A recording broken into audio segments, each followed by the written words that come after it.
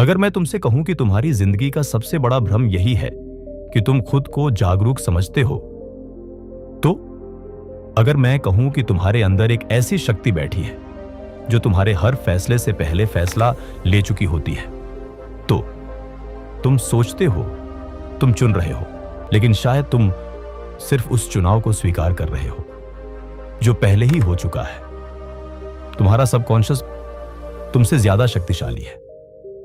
हम खुद को मैं कहते हैं, लेकिन ये मैं कितना है? जो आवाज तुम्हारे सिर के अंदर बोलती है, जो खुद से बातें करती है, वही क्या तुम हो, या वो सिर्फ सतह है और असली तुम उस सतह के नीचे छिपा है? तुम सड़क पर चल रहे होते हो, अचानक कोई तुम्हें अजीब नजर से देखता है, तुम्हारे अंदर तुरंत एक हल्की बेचैनी उठती है। तुम सोचते हो मुझे फर्क नहीं पड़ता, लेकिन शरीर में हल्का तनाव आ चुका होता है। दिल की धड़कन बदली, सांस बदली, चेहरा सख्त हुआ। यह सब सोचने से पहले हुआ। किसने किया? जब तुम किसी कमरे में जाते हो और बिना वजह अच्छा या बुरा महसूस करते हो, वो फैसला किसने लिया? जब तुम किसी इंसान को पहली बार देखते ही पसंद या नापसंद कर देते हो, वो निर्णय कहां से आया? तुमने बैठकर उसका विश्लेषण नहीं किया, फिर भी तुम्हारा मन तय कर चुका था। यही सबकॉन्शियस है। वो चुप है पर हमेशा सक्रिय है। वो बोलता नहीं पर हर वक्त निर्देश देता है। तुम्हारी पूरी पहचान, तुम्हारा आत्मविश्वास, तुम्हारा डर, तुम्हारी सीमाएं, ये सब अनुभवों की रिकॉर्डिंग है।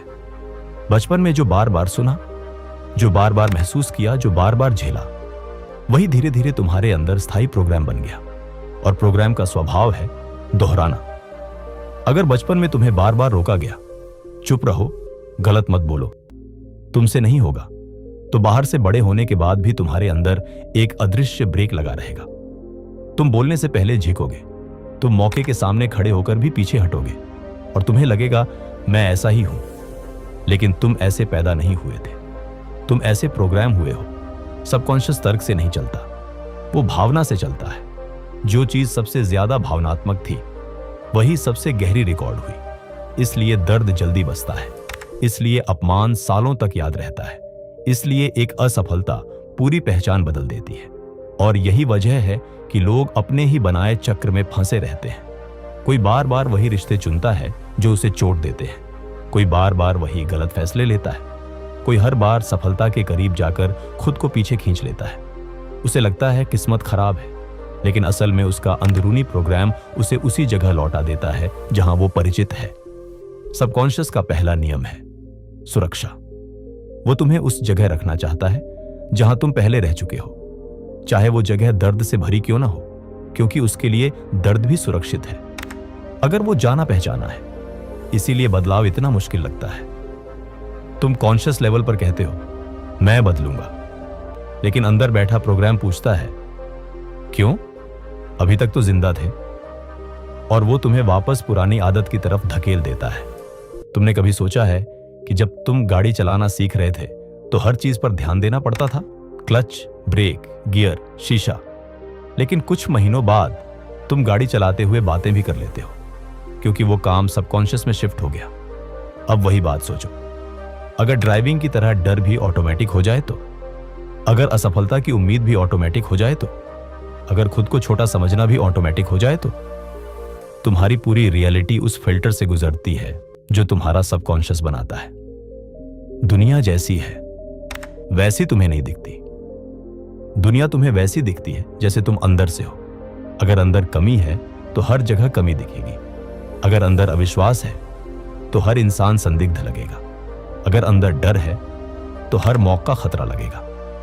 दो लोग एक ही परिस्थिति में खड़े होते हैं, एक अवसर देखता है, दूसरा खतरा। परिस्थिति वही है, दुनिया वही है, अंतर सिर्फ अंदर का प्रोग्राम है। सबसे खतरनाक बात यह है कि सबकॉन्शियस तुम्हें यकीन दिला देता है कि जो तुम देख रहे हो वही अंतिम सच है। तुम्हें लगता है मैं ऐसा ही हूं, लेकिन असल में तुम वैसे हो जैसा तुम्हें बनाया गया। अब सोचो, अगर तुम्हारे 95% फैसले पहले से लिखे हुए पैटर्न पर चल रहे हैं, तो तुम सच में कब स्वतंत्र थे? अगर तुम्हारी प्रतिक्रिया, तुम्हारा डर, तुम्हारी पसंद, तुम्हारी नापसंद सब अतीत से प्रभावित है, तो वर्तमान कितना नया है। लेकिन यहां कहानी खत्म नहीं होती, क्योंकि जिस गहराई में प्रोग्राम है उसी गहराई में पुनर्लेखन की क्षमता भी है। सबकॉन्शियस दुश्मन नहीं है, वो सिर्फ रिकॉर्डर है। वो जो सुनता है, जो महसूस करता है, जो बार बार दोहराया जाता है, उसे सच मान लेता है। अगर डर बार बार दोहराया गया, वो सच बन गया। अगर सीमाएं बार बार दोहराई गई, वो पहचान बन गई। तो क्या होगा अगर साहस दोहराया जाए, अगर नया विश्वास दोहराया जाए, अगर खुद को नए तरीके से देखा जाए? पर इसके लिए पहले एक चीज जरूरी है, जागरूकता। तुम्हें देखना होगा कि तुम्हें कौन चला रहा है। हर भावना के पीछे रुककर पूछना होगा, यह प्रतिक्रिया अभी की है या पुरानी रिकॉर्डिंग है? हर डर के पीछे देखना होगा, क्या यह सच में खतरा है या सिर्फ स्मृति है? जिस दिन तुम अपने अंदर की इस मशीनरी को देखना शुरू कर दोगे, उसी दिन से उसकी पकड़ ढीली होने लगेगी, क्योंकि सबकॉन्शियस अंधेरे में ताकतवर है। जैसे ही रोशनी पड़ती है, वो बदलने लगता है। तो अगली बार जब तुम खुद को कहते सुनो, मैं ऐसा ही हूं, थोड़ा रुकना। हो सकता है वो तुम नहीं हो सकता है वो सिर्फ एक पुराना प्रोग्राम हो। और अगर ये सच है, तो तुम्हारी सबसे बड़ी शक्ति बाहर नहीं, अंदर है। यही कारण है कि लोग बार बार वही गलतियां दोहराते हैं, वही रिश्ते चुनते हैं जो उन्हें तकलीफ देते हैं, वही आदतें अपनाते हैं जो उन्हें पीछे खींचती है। उन्हें लगता है कि किस्मत खराब है, लेकिन असल में उनका सबकॉन्शियस वही पैटर्न दोहरा रहा होता है जिसे वो सुरक्षित मानता है, चाहे वो पैटर्न दर्द ही क्यों ना हो।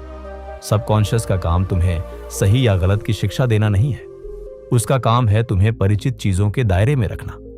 जो जाना पहचाना है वो सुरक्षित लगता है, इसलिए अगर तुम्हारी पहचान दर्द से बनी है तो खुशी भी अजनबी लगेगी। अगर तुम्हारी पहचान कमी से बनी है तो सफलता भी डरावनी लगेगी। सबसे गहरी सच्चाई ये है कि तुम्हारा सबकॉन्शियस तुम्हारी वास्तविकता को फिल्टर करता है। दुनिया जैसी है वैसी तुम नहीं देखते, तुम दुनिया को वैसे देखते हो जैसे तुम्हारा अंदरूनी प्रोग्राम उसे दिखाता है। दो लोग एक ही घटना देखते हैं, लेकिन दोनों की व्याख्या अलग होती है, क्योंकि दोनों का सबकॉन्शियस अलग है।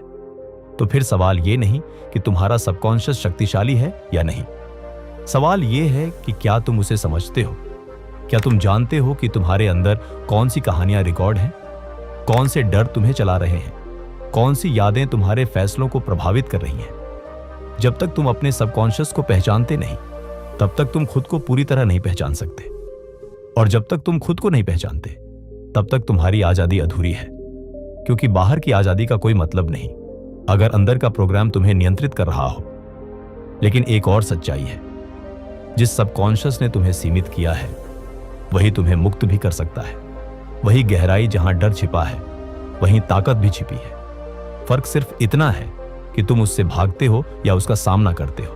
तो अगली बार जब तुम कोई फैसला लो या कोई भावना अचानक उभरे, खुद से एक सवाल पूछना, ये मैं हूं या मेरा प्रोग्राम? क्योंकि जिस दिन तुम ये पहचान लोगे कि तुम्हें कौन चला रहा है, उसी दिन से तुम सच में चलाना शुरू करोगे। और शायद यही असली शक्ति है।